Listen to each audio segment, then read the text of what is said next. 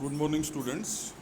Today we are going to start with another unit of our syllabus, literary terms, and the term we are going to discuss today is satire. Satire is a literary art of diminishing a subject by making it ridiculous and evoking towards it attitudes of amusement, contempt, indignation, or scorn.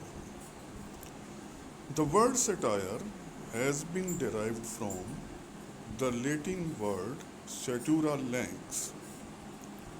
It differs from the comic as comedy evokes laughter as an end in itself, while satire derides, means it mocks. It uses laughter as a weapon against a butt existing outside the work itself. Long defines it as a literary work which searches out the faults of men or institutions in order to hold them ridicule.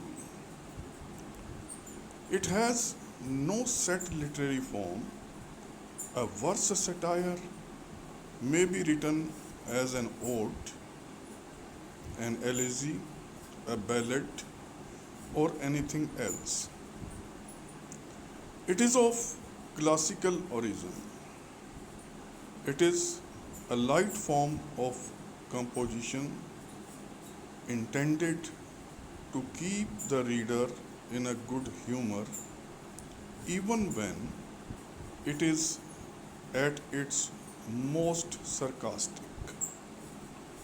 According to Dryden, true end of satire is the amendment of vices by correction.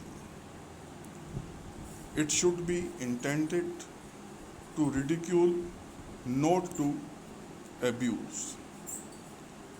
It should be forceful and outspoken. It must be terse and concise so as to say a great deal in a brief space.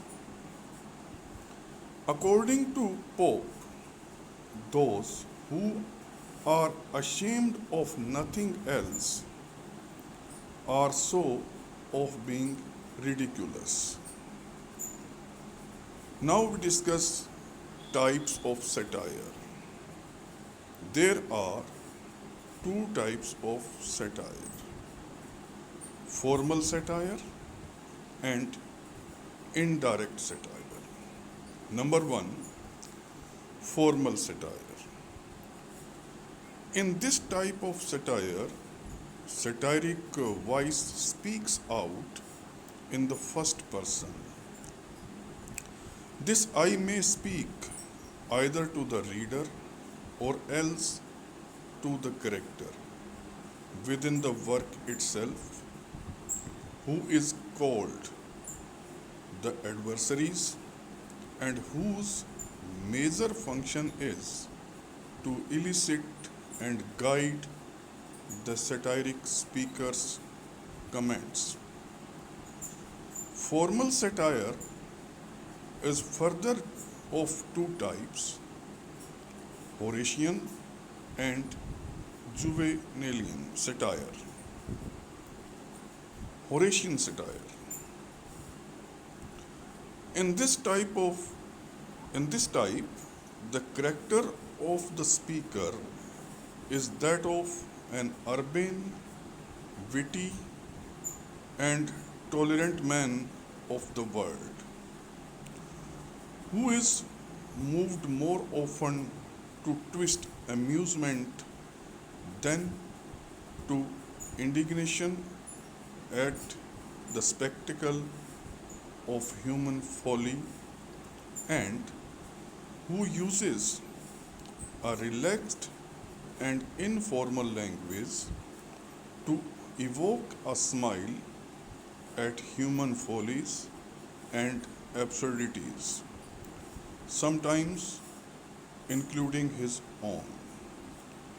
This type takes its name after great Roman satirist Horace. The second type of formal satire is Juvenalian satire.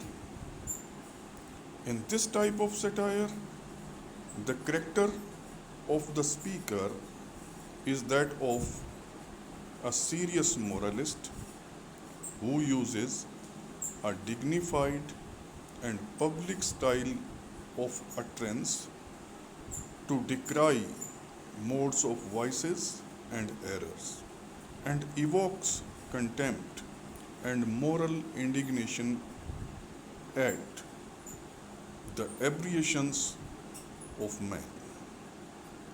Now we talk about the second type of satire, indirect satire. It is cast in the form of narrative instead of direct address, in which the objects of satire are characters who make themselves and their opinions ridiculous but by what they think, say, and do, and are sometimes even more ridiculous by the author's comment and narrative style. This is the only type of indirect satire that is Manichaean satire, named after its Greek originator, Cynic Manippus. Its major feature is a series of extended dialogues and debates.